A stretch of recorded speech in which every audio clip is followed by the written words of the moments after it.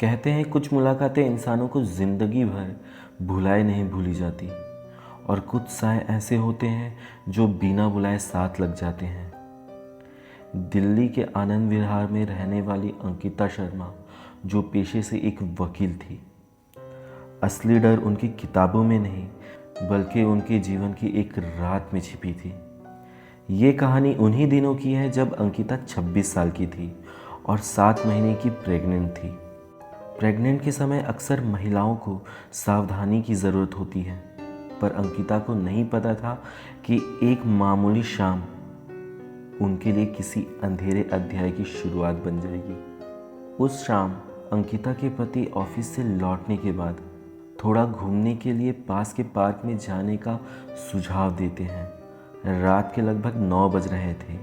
हल्की हल्की हवा चल रही थी और दिल्ली के सर्द रात में पार्क में कुछ परिवार और कुछ बुजुर्ग टहलते हुए दिखाई दे रहे थे। और उस रात अंकिता और उसके पति करीब आधे घंटे तक टहलते हैं।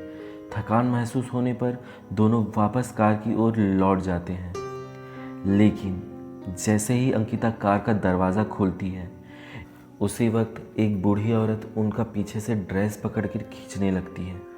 अंकिता को वो बस एक भिखारिन लगती है। वो बिना विचलित हुए उसकी तरफ ध्यान दिए बिना धीरे से कार में बैठ जाती है। कार शुरू होती है और चल पड़ती है, लेकिन ये मुलाकात अभी ख़त्म नहीं हुई थी। सिर्फ 5 मिनट बाद कार लाल बत्ती पर रुकती है और वही बूढ़ी औरत फिर से सामने दिखाई देती है। ठंडी हवा, सन्नाटा और लाल बत्ती की फीकी रोशनी में उस बूढ़ी औरत का चेहरा और भी डरावना लग रहा था। अंकिता चौंकी, मगर उन्होंने उस पर ध्यान नहीं दिया।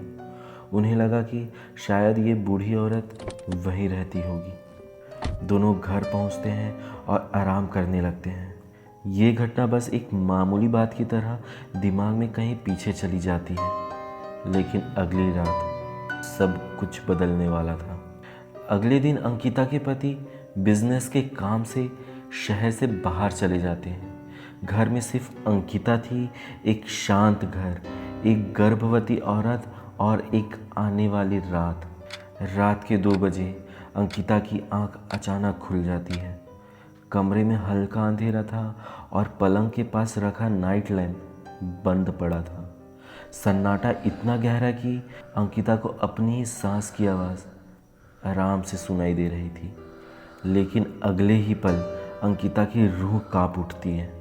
उसकी नज़र पलंग के बिल्कुल पास जाती है और वही बूढ़ी औरत बिल्कुल कमरे के अंदर उनके बिस्तर के बगल में बैठी हुई रहती है और धीमी आवाज़ में कहती है, मेरे करीब आओ। अंकिता का बदन एकदम सन्न हो गया। दिमाग ने पहले इसे सपना माना। उसने अपनी आंखें ज़ोर से बंद की। 2 सेकंड, 3 सेकंड, 4 सेकंड, फिर धीरे धीरे आंखें खोली, लेकिन वो बूढ़ी औरत अभी भी वहीं थी, उसी निगाहों के साथ, उसी घुटी आवाज़ के साथ कह रही थी, मेरे पास आओ।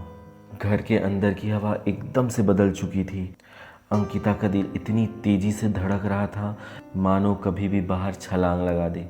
उसका पहला ख्याल था, ये मेरे बच्चे को नुकसान पहुंचा सकती है। डर के कारण अंकिता एक झटके से उठी और दरवाजे की तरफ भागी। कमरे के बाहर कदम रखते ही अचानक वो आवाज़, वो साया, सब गायब सा हो गया। अंकिता अपने कांपते हुए हाथ से पड़ोसी के दरवाजे पर दस्तक देने लगती है। पड़ोसी नींद से भरे हुए दरवाज़ा खोलते हैं। वो उसे अंदर बैठाते हैं, पानी देते हैं, लेकिन अंकिता एक शब्द भी नहीं बोल पाती। उसे डर था कि कहीं लोग उसे पागल ना समझें। वो बस सिर्फ चुपचाप बैठे रहती है, अंदर ही अंदर कांपती हुई। लगभग 2:15 बजे अंकिता कांपती हुई आवाज़ में अपने पति को फ़ोन करती है और उसका पति तुरंत गाड़ी लेकर निकल पड़ता है और सुबह 5 बजे तक वो घर पहुंच जाता है।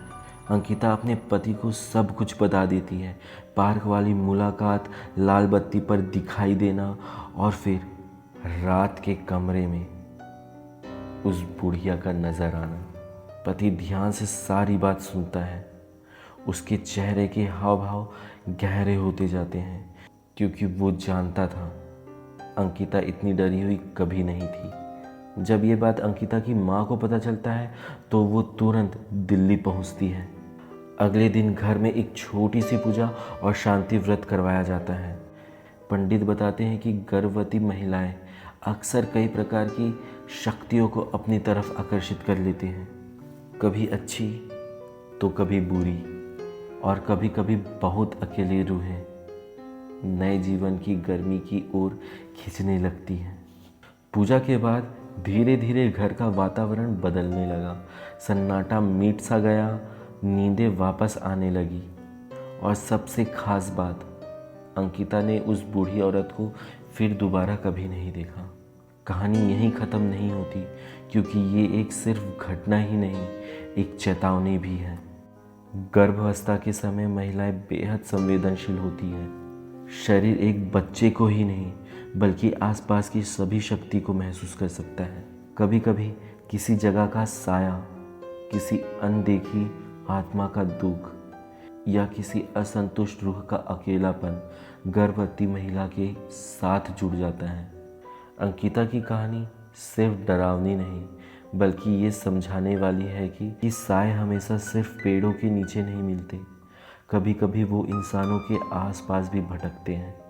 लेकिन शुक्र है, समय पर ध्यान देने और माँ की सलाह से अंकिता और उसका बच्चा दोनों सुरक्षित हैं। अगर आपको ऐसे ही इंटरेस्टिंग कहानी सुनना पसंद है तो मेरे इस चैनल को सब्सक्राइब कर लें। मिलते हैं अगले वीडियो में।